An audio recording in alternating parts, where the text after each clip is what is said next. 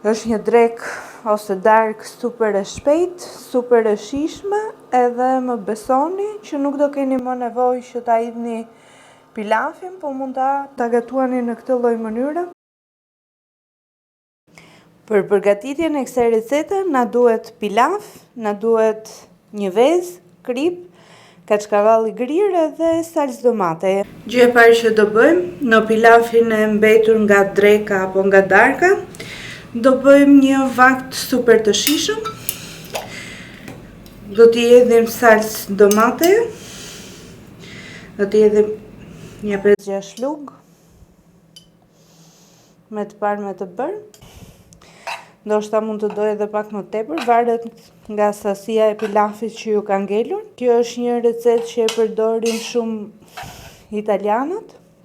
Është një mënyrë e mirë që pilafin e mbetur, duke qenë se ftohet, nuk të shijon aq shumë sa kur është i ngrohtë. Mund ta sjellim në një mënyrë tjetër pak më ndryshe edhe shumë të shijshme. I shtova edhe pak salcë, sepse më pëlqen kur dominon salca. Do t'i shtojmë një kokër vezë dhe do vazhdojmë që ta përzijem. Nëse keni më shumë pilaf, mund t'i hidhni 2 kokra vezë. Do t'i shtojmë pak fare krip, sepse ëmbëlson shumë salca. Me pak fjalë i hedhim krip sa për ilaç, i themi ne, sa për gjuna. Do t'i shtojmë edhe pak kaçkavall të grirë. Një pjesë do e lëm, pasi do na duhet për më vonë, dhe e trazojmë mirë.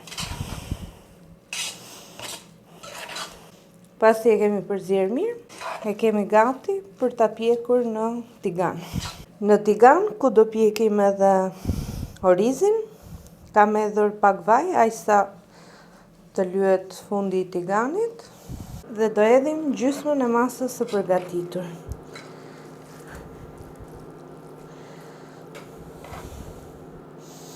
Do ta hapim në fundin e tiganit.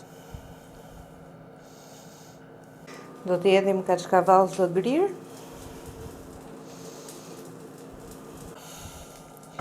Gjysmën tjetër. Do mundohemi ta përhapim në mënyrë të barabartë nga të gjitha anët.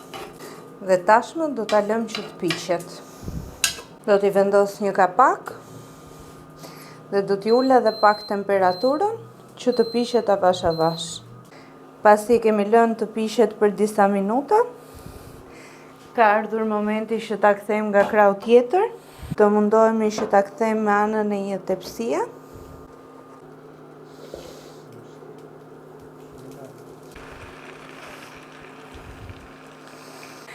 Pasi e kemi kthyer me kujdes, unë nuk është se e ktheva në mënyrën më të mirë të mundshme, po s'ka gjë rëndësi, ka ideja. Do t'i hedhim edhe pak fare kaçkavall të grirë. Do ta mbulojmë sërish me kapak. Edhe do ta lëm të piqet nga ana tjetër për rreth 10 minuta. Sigurisht me zjarr të ngadaltë, të kemi kujdes që mos na digjet. Pasi e kemi lënë për rreth 10 minuta, do fikim vatrën pasi është pjekur. Ka një aromë të mrekullueshme. Na bëft mirë edhe shihemi në recetën e radhës.